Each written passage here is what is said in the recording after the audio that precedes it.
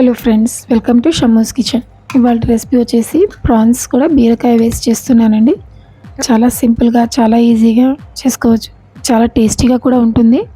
ఇది లంచ్లోకైనా సరే, డిన్నర్కైనా సరే చాలా బాగుంటుందండి. చాలా సింపుల్గా చేసుకోవచ్చు.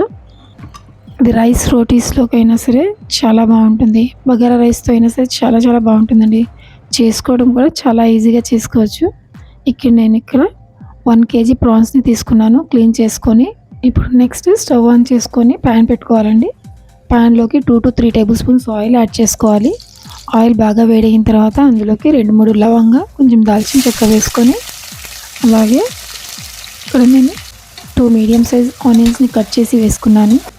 2 పచ్చిమిర్చి కూడా వేసుకొని అవి కొంచెం మంచిగా కలర్ వచ్చేలాగా ఫ్రై చేసుకోవాలండి. కొంచెం ఫ్రై అయిన తర్వాత అందులోకి 2.5 టీ స్పూన్స్ అల్లం వెల్లుల్లి పేస్ట్ వేసుకున్నాను.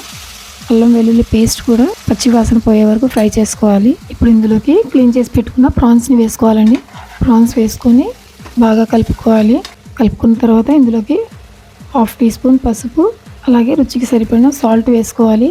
సాల్ట్ వేసుకున్న తర్వాత చక్కగా కలిపేసుకొని కవర్ చేసేసుకొని ఒక 5 minutes కోసం మీడియం ఫ్లేమ్లో పెట్టేసి కుక్ చేసుకోవాలి. చూడండి, ఇప్పుడు ప్రాన్స్లో వాటర్ ఎంత వచ్చిందో. ఇప్పుడు అందులోకి ఒక చిన్న టమాటోని కూడా చాప్ చేసుకొని వేసుకోవాలి. ఒకసారి బాగా కలిపేసుకొని కవర్ చేసేసుకొని ఇంకొక 5 minutes వరకు కుక్ చేసుకుందాము. టమాటోస్ కూడా సాఫ్ట్ అయిపోయాయి. ఇప్పుడు ఇందులోకి మేము కట్ చేసి పెట్టుకున్న బీరకాయ ముక్కల్ని వేసుకోవాలి. అవి వేసుకొని బాగా కలిపేసుకోవాలి. కలిపేసుకున్న తర్వాత ఫ్లేమ్ని మీడియం ఫ్లేమ్లో పెట్టేసేసి కవర్ చేసుకొని కుక్ చేసుకోవాలండి. కొంచెం గ్రేవీ దగ్గర పడే వరకు, వాటర్ అంతా మాయిశ్చర్ తగ్గే వరకు కుక్ చేసుకోవాలి. మధ్యలో చెక్ చేసుకుంటూ అందులోకి 2 టీ స్పూన్స్ కారం వేసుకోవాలి.